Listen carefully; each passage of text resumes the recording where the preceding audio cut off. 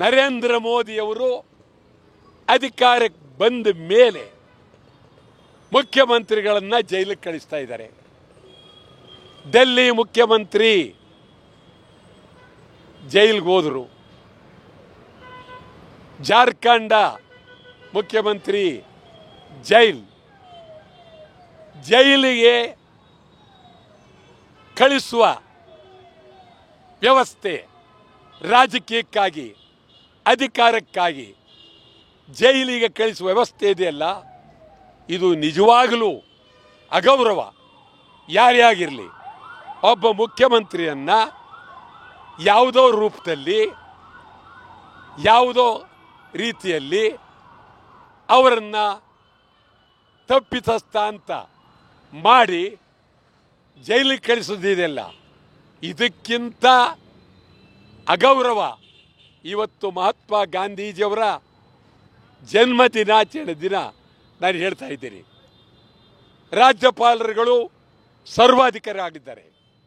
ರಾಜಭವನಗಳು ಸರ್ವಾಧಿಕಾರಿ ಭವನ ಆಗಿದೆ.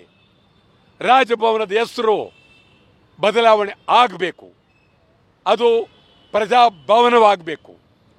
ರಾಜ್ಯಪಾಲರು ಬಹುಮತ ಇರತಕ್ಕಂಥ ಸರ್ಕಾರವನ್ನು ಕೀಳ್ತಕ್ಕಂಥ, ಸರ್ಕಾರವನ್ನು ತೊಂದರೆ ಕೊಡ್ತಕ್ಕಂಥ, ಸರ್ಕಾರವನ್ನು ಉರುಳಿಸ್ತಕ್ಕಂಥ ಅಧಿಕಾರ ರಾಜ್ಯಪಾಲರಿಗೆ ಇರಬಾರ್ದು. ಇದು ಅಕ್ಷಮ್ಯ ಅಪರಾಧ. ಇವತ್ತು ಬಹಳ ಅತ್ಯಂತ ನೋವಿನಿಂದ ನಮ್ಮ ರಾಜ್ಯಕ್ಕೂ ಈ ಅನಿಷ್ಟ ಬಂದಿದೆ. ಈಗ ಅನಿಷ್ಟ ಬಂದಿದೆ. ಇರೋದರಲ್ಲಿ ಸಿದ್ದರಾಮಯ್ಯ ಇರೋದರಲ್ಲಿ ಒಪ್ಪೋದು.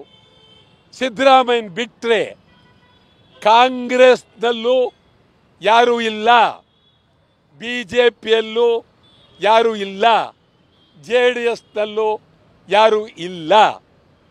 ಇದು ಬಹಳ ಅತ್ಯಂತ ನೋವಿನ ಪ್ರಸಂಗ.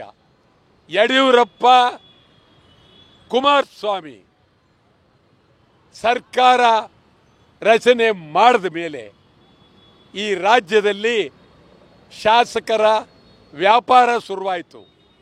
ಶಾಸಕರನ್ನು ವ್ಯಾಪಾರದ ವಸ್ತುವಾಗಿ ಮಾಡಾಯಿತು. ಶಾಸನ ಸಭೆಗಳು ಹಾಳಾಯಿತು. ನಿಮಗೆ ಹೇಳೋದಾದರೆ, ಇವರು ಅಧಿಕಾರಕ್ಕೆ ಬರೋಕ್ಕೋಸ್ಕರ ಧರ್ಮಸಿಂಗ್ ಅಂತ ಅತ್ಯಂತ ಹಿಂದುಳಿದಿರುವ ಜಾತಿಯ ಒಬ್ಬ ವ್ಯಕ್ತಿಯನ್ನು ಮುಖ್ಯಮಂತ್ರಿಯಿಂದ ತೆಗೆದುಹಾಕಿದರು. ಮತ್ತು JH ಪಟೇಲ್ ಅವರನ್ನು ಇವರಿಗೋಸ್ಕರ ಅಧಿಕಾರದಿಂದ ಚುನಾವಣೆಯಲ್ಲಿ ಸೋಲಿಸಿದ್ರು.